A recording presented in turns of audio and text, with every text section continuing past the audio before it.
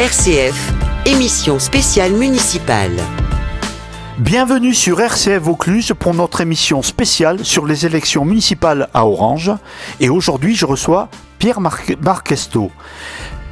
Pierre Marquesto, vous avez 56 ans, vous êtes né à Madagascar, vous êtes marié, vous avez 5 enfants et vous êtes chef d'entreprise à Orange depuis 1993. Alors, vous dites ne pas avoir d'expérience politique personnelle, mais vous avez quand même fait campagne par le passé pour des élections locales. Je pense notamment à Thierry Mariani quand il était dans son ancien parti. Vous êtes à la tête d'une liste d'hiver droite, portée par le mandat Les Républicains, et vous avez nommé cette liste passionnément Orange. Bonjour Pierre Marquesto. Bonjour. Pierre Marquesto, comment se positionne votre liste parmi les 6 listes sur la ligne de départ ? Oh, elle se positionne bien. Ah oui, mais encore. Nous sommes des gagnants. Nous sommes la liste la plus centrale qui puisse exister, puisque d'un côté nous avons 2 listes d'extrême droite, et de l'autre côté des listes apparentées gauche ou centre. Voilà, donc je pense que nous sommes le plus central. D'accord. Et je commence par une question un peu forte. Quelle est votre première ambition pour les Orangeois quand vous faites candidature donc pour les Républicains avec votre liste passionnément Orange ? J'aimerais vraiment que la ville sorte de cet enfermement qui a été mené. Nous sommes vraiment enfermés. Plus personne ne veut venir à Orange. Nous sommes devenus un peu une ville qui a la peste. Les gens nous repoussent. Je pense qu'il est nécessaire de refaire des ouvertures et d'accepter les autres comme ils sont.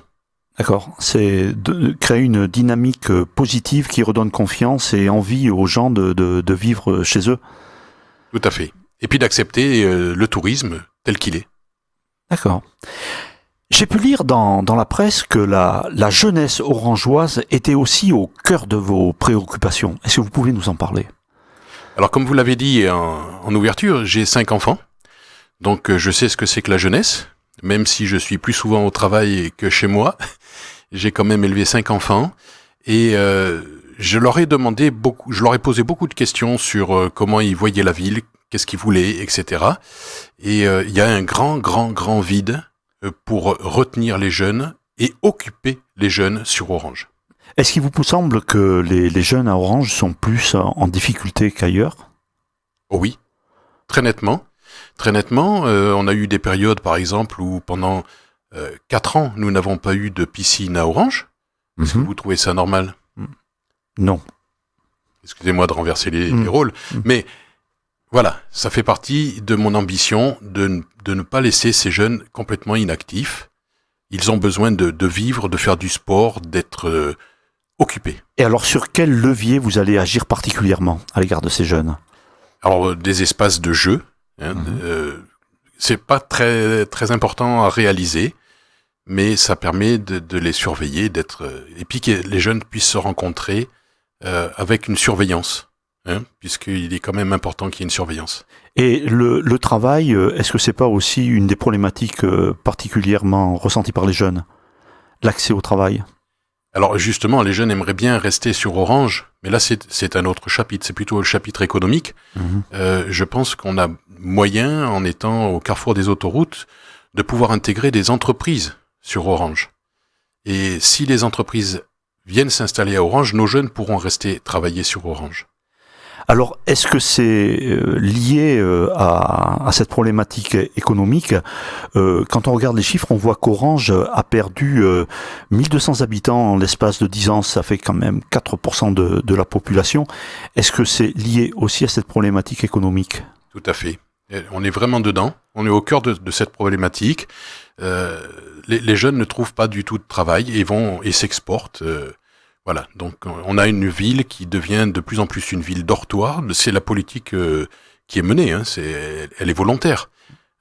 L'électorat de M. Bompard, c'est l'électorat du 4e âge, ne l'oublions pas. Alors, vous allez inverser la tendance ? Je l'espère. Comment ? En essayant de maintenir une activité pour les jeunes, en essayant d'intégrer certaines... Alors, il ne faut, paraît-il, pas dire université, puisque le terme d'université est réservé à l'université, mais on peut avoir des écoles qui viennent s'installer. Je pensais entre autres à l'université populaire qui permet quand même à des jeunes de pouvoir suivre des cours d'intégration au niveau culture, et puis également favoriser l'apprentissage de l'anglais, parce qu'il me semble important d'organiser des cours gratuits ou semi-gratuits peut-être, pour éviter un peu l'abus, mais des cours d'anglais adaptables à tous les jeunes. Est-ce qu'Orange a un potentiel économique à développer ? Oui, nous sommes au carrefour des autoroutes. Hein. C'est pas anodin. On ne s'est absolument pas développé. Mais concurrencé par d'autres communes. Oui, Le Pontet, par exemple, pour ne citer que. Et puis Avignon, hein, qui se développe énormément. Comment on fait venir les entreprises ? Il y a beaucoup d'entreprises qui ont voulu s'installer et qui ont été... C'est un sujet que vous connaissez particulièrement, vous ? Oui, professionnellement. Oui, professionnellement, je travaille effectivement avec les entreprises, donc je suis vraiment au cœur de cette problématique. D'accord. Alors, il y a un sujet donc qui sera particulièrement présent, je pense, dans cette campagne électorale à Orange, mais comme dans d'autres communes, c'est le problème de la dynamisation du centre-ville, mais aussi le problème un peu contradictoire de la circulation automobile. Alors, certains d'autres candidats proposent soit de faire des rues piétonnières pour favoriser le commerce, diminuer la circulation d'automobiles. Certains proposent la gratuité des transports. Vous, quel est votre projet sur ces deux sujets ? Alors, le centre-ville actuellement, il est relativement bien géré, dans le sens où on a des périodes piétonnes et des périodes automobiles. Je suis contre le fait de fermer complètement à l'automobile. Hein. Je ne veux pas d'un centre-ville 100% piéton.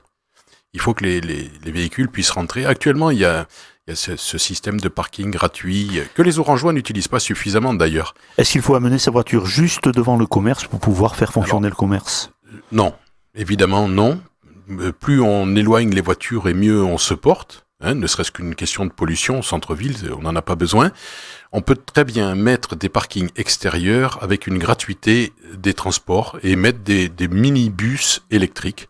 D'accord. Ce qu'il faut, c'est une fréquence très régulière pour que les gens n'aient pas peur de s'installer dans ces parkings.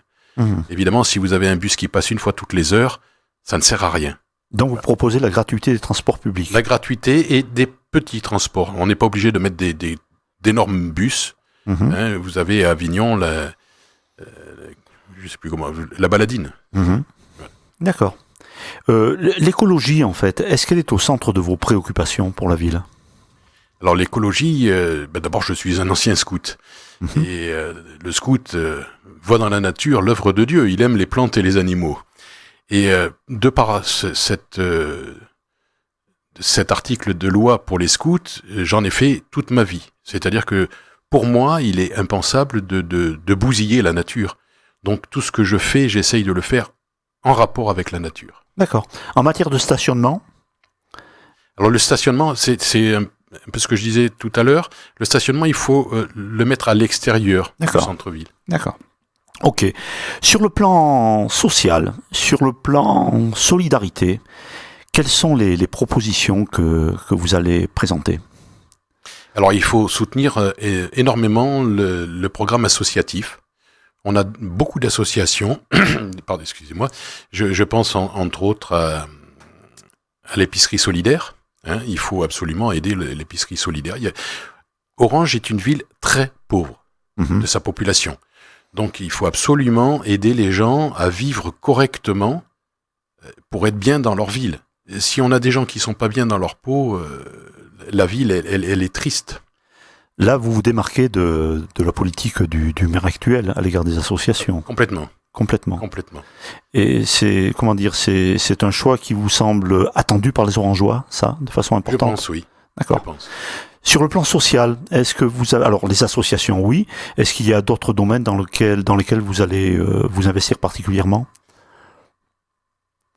Principalement dans l'association. Oui. D'accord. En matière de santé, il y a à Orange, mais pas qu'à Orange certainement, une pénurie de médecins généralistes et donc certains candidats font de cette problématique un enjeu majeur. L'accès aux soins. Alors, au niveau accès aux soins, je suis président de la santé au travail du département, donc du département, de l'AIST 84 pour être plus précis. La santé, c'est un réel problème, mais que l'on ne maîtrise pas complètement. Alors certains vont vous dire qu'ils vont faire des gratuités de logement pour... Donc moi, je considère que si la mairie construit un local, il ne doit pas en faire la gratuité. Donc je suis tout à fait pour des centres où on puisse réunir infirmiers, kinés, médecins généralistes, médecins spécialistes, mais ils doivent payer, il ne faut pas qu'il y ait une concurrence qui se fasse entre médecins. Je pense que certains médecins sont déjà installés depuis plusieurs années, ils n'ont pas besoin d'avoir une concurrence déloyale. Regrouper les médecins, les aider à gérer, puisque de plus en plus d'administratifs, donc mettre un bureau avec une secrétaire qui puisse réceptionner les appels et gérer les 4-5 personnes. Autre sujet difficile sur le plan social à Orange, celui du logement social, où la ville a un taux de logement social qui est bien inférieur au seuil prévu par la loi. Quelle est la démarche qui sera la vôtre? Qu'est-ce que vous pensez proposer sur le sujet? Et pourtant, la ville est pauvre, très pauvre. Donc, nous avons des logements qui sont actuellement vacants, nous avons des sociétés HLM qui sont présentes. Le taux de vacances est important de logements sur Orange? Alors, je ne peux pas vous donner de chiffres, oui. Je ne les connais pas, mais enfin, nous avons plusieurs bâtiments qui sont vides ou en cours de restauration. C'est un réel problème, il n'y a pas de secret. Après, les sociétés d'HLM, pour des raisons politiciennes, ne font rien sur Orange. RCF, émission spéciale, élections municipales. Alors nous recevons Pierre Marquesto dans le cadre des élections municipales à Orange et je vais vous poser une question sur les investissements. Est-ce que vous avez identifié des projets majeurs importants pour la ville d'Orange en termes d'investissement dans les années à venir? Alors, j'ai en fait plusieurs sujets sur les investissements. J'aimerais surtout développer des salles où les gens peuvent se retrouver dans les quartiers. Il n'y a plus aucune salle de quartier. Voilà, vous savez, cette salle où autrefois nos anciens, lieux de rencontre, ouais. Voilà, où on venait taper le carton, où on venait discuter, on venait faire du théâtre, où nous n'avons pas de petite salle de théâtre. Il n'y a que le Sablier, le théâtre du Sablier que je peux citer, mais c'est le seul qui perdure et qui a beaucoup de difficultés. Voilà, donc il faut absolument ouvrir des petites salles. Quand je vois des amis groupes de théâtre d'Orange qui sont obligés d'aller jouer à Courthézon ou à Caderousse, ça me fait de la peine. Est-ce qu'il vous semble qu'Orange a pris du retard en termes d'infrastructure durant l'ère Bompard? Tout à fait, ça a été cité par la Cour des comptes, dans le dernier rapport de la Cour des comptes, où la Cour des comptes dit s'il faut remettre en état la ville, ça vous coûtera plus cher que les économies que vous avez faites. Merci, Monsieur Bompard, de nous laisser une grosse cagnotte. Ah oui, parce que M. Bompard, par contre, met en exergue le fait que les finances de la ville sont extrêmement saines. Alors, les finances de la ville sont saines. Pour quelqu'un de riche, c'est très bien. Mais personnellement, je connais pas beaucoup de jeunes qui, à 20 ans ou à 25 ans, quand ils se marient, par exemple, ne soient pas obligés d'investir et d'emprunter à la banque pour pouvoir acheter un appartement. À Orange, on n'achète pas d'appartement. On n'achète pas. On vit avec ce qu'on a déjà. Donc, il faut vivre chez papa-maman. Et alors, par rapport à d'autres villes qui sont au contraire très endettées, quel sera votre souci sur ce sujet, sur la bonne gestion des finances?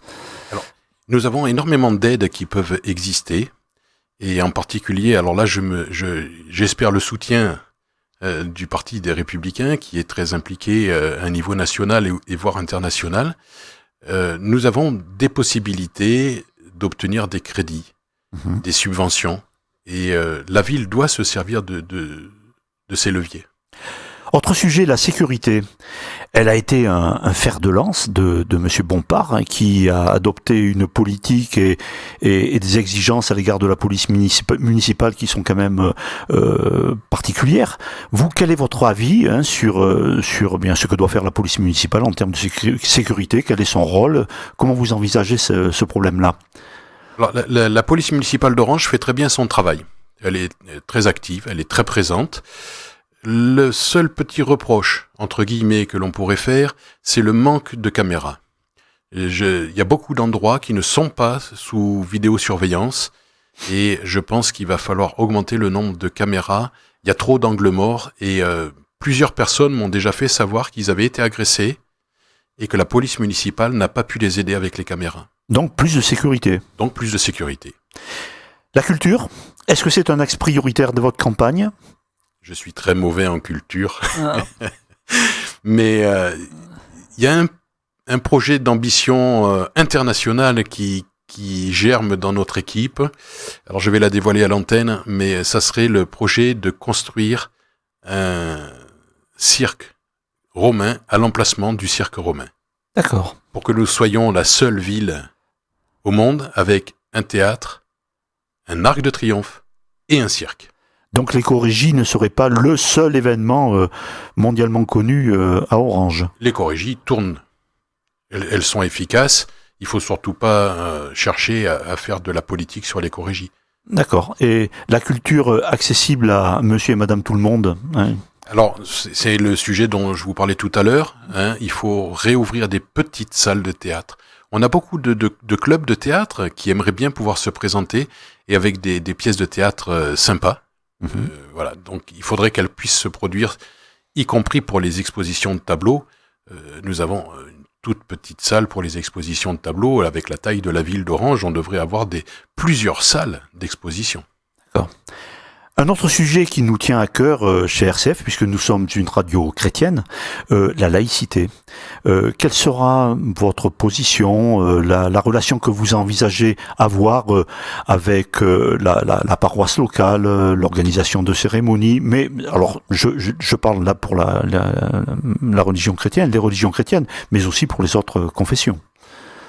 Je suis particulièrement catholique. Mais je suis un catholique Vatican II. Hein, peut-être pour faire quelques petites différences. Vatican II, il y a une ouverture qui est faite. Et un respect de l'autre. La laïcité, c'est quoi? C'est le respect de l'autre. Donc on peut travailler ensemble, on peut faire avancer une ville et une politique urbaine ensemble, une politique religieuse dans une ville ensemble, sans pour autant se taper dessus. Entretien des édifices religieux? Je trouve qu'il est très important. Nous avons une cathédrale qui est magnifique. Nous avons un cloître Saint-Florent qui n'est absolument pas entretenu et que la plupart des jeunes Orangeois ne connaissent pas. Donc il y a quand même de quoi faire. Nous avons un hôtel-Dieu qui est en ruine. Quelques mots un peu plus personnels, Pierre-Marc Questot, sur vous-même, parce que tout à l'heure j'ai fait une présentation un petit peu sommaire de vous. Est-ce que vous pouvez nous dire un petit peu plus d'informations vous concernant? Ouais, je suis une personne très, très engagée. Voilà, donc je suis engagé chez Habitat Humanisme. C'est un peu une société, c'est un peu comme une société d'HLM, sauf que c'est associatif et que nous sommes là pour aider les gens. Je suis investi à la santé au travail, je suis administrateur à la caisse d'allocation familiale, et tout ça c'est pour le service de l'autre. Voilà, ma vraie fierté c'est d'être au service de l'autre. Le travail en équipe, important pour vous? J'ai vraiment du mal. Je suis chef d'entreprise, j'ai tendance à être un peu trop enfermé dans ma bulle, mais sans travail d'équipe, on ne peut pas avancer. Et alors justement, cette équipe, comment l'avez-vous constituée? Qui est présent? Ça a été un peu du hasard. En fait, nous avions commencé, j'étais présent lors de la précédente campagne municipale, et je m'étais investi dans cette campagne, non pas pour la dernière fois, mais pour cette fois-ci. Parce qu'il me semblait important de préparer sur 5 ans. Nous avions commencé à préparer une liste il y a déjà 3 ans. Et notre tête de liste est parti à La République En Marche, bien qu'il n'aime pas qu'on dise que c'est La République En Marche, mais on pourra le dire comme ça. Et il nous a, entre guillemets, abandonnés. Les gens qui ont préparé pendant 3 ans ensemble m'ont demandé de prendre la tête de liste et de relancer. Personnellement, je me sentais pas d'être tête de liste. Je n'avais pas cette ambition-là. Voyant l'insistance, j'ai accepté de me présenter. Et lorsque je me suis présenté, ça a été très, très, très rapide. Dans la quinzaine de jours, j'avais une 50aine de personnes pour pouvoir constituer ma liste, avec la parité. Mais qu'y a-t-il dans cette liste? Est-ce que ce sont des gens qui sont encartés dans le parti que vous représentez, ou est-ce que ce sont des gens qui représentent la cité dans son organisation? Alors les gens qui m'ont plus ou moins poussé à me lancer sont quand même des gens qui sont encartés. Il faut reconnaître que dans les 10 premiers, nous sommes presque tous encartés. Mais après, le reste, c'est vraiment, pour la plupart, des amis ou des connaissances déjà de longue date et qui ne sont pas forcément encartés, qui sont dans le monde de la société civile, avec des engagements, mères de famille, etc. Parmi les adjoints qui vous accompagneraient, ou qui vous accompagneront si vous êtes élu, est-ce qu'il y a des gens de compétences, donc, par rapport à tous les sujets qui sont évoqués? Tout à fait, oui. Oui, il y a des chefs d'entreprise, il y a un commandant de gendarmerie, enfin je veux dire, il y a du monde qui est quand même impliqué. D'accord. Est-ce que vous avez un dernier, pour terminer cet entretien, un dernier petit mot à nous dire, par exemple par rapport à la dénomination de votre liste, passionnément orange, ça signifie quoi? Ça signifie que j'adore ma ville. Voilà. Alors je ne suis pas orangeois de souche, comme beaucoup le pensent. Non, je suis arrivé à Orange en 1988. Pour des raisons professionnelles, et j'aime cette ville. C'est une ville que j'avais connue avant même de m'installer, bien sûr, puisque je suis né à Madagascar, mais j'ai vécu mon enfance sur Montpellier, et déjà, quand on était à l'école primaire à Montpellier, on venait visiter le Théâtre Antique. Voilà, donc je l'aime. Merci Pierre Marchesto d'être venu nous parler, de nous présenter votre candidature. Alors on vous souhaite une bonne campagne à vous et à toute votre équipe. À très bientôt. Je vous remercie.